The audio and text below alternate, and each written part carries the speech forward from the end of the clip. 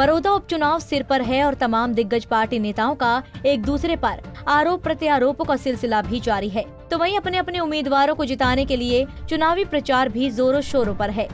इसी कड़ी में बीते दिन इनेलो नेता अभय सिंह चौटाला बड़ौदा हलके में पहुंचे और पत्रकारों से मुखातिब होते हुए सूबे के मुख्यमंत्री पर जमकर निशाना साधते हुए कहा, सीएम खट्टर चुनाव से पहले एक बार फिर बड़ौदा और गोहाना में नहीं आए और अब वो विकास की बातें करते हैं। साथ ही उन्होंने बताया कि इनेलो के उम्मीदवार की घोषणा 15 अक्टूबर को की जाएगी और 16 को नामांकन दाखिल किया जाएगा। मंत्री 6 वर्ष से इस प्रदेश का मुख्यमंत्री है, उसने अपनी मन की बात आपसे करी है। उसने ये कहा है कि मैं पिछले 5 वर्ष में एक बार भी गोहाना या बड़ौदा में नहीं आया।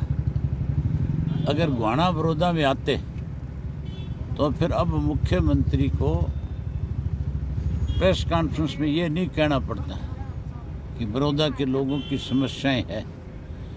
अब ये कहते हैं मुख्यमंत्री जी कि विधायक की डेथ के बाद मैं प्रदेश का मुख्यमंत्री हूँ, इसलिए मेरी जिम्मेवारी है इस हल्के की कोई भी दिक्कत कठिनाई है उसको दूर करना। विधायक की डेथ को 6 महीने से ज़्यादा का समय होने को रहा है और अब तक मुख्यमंत्री ने एक बार भी गांव में जाकर के लोगों से पूछा नहीं कि तुम्हारी क्या दिक्कत और कठिनाई है।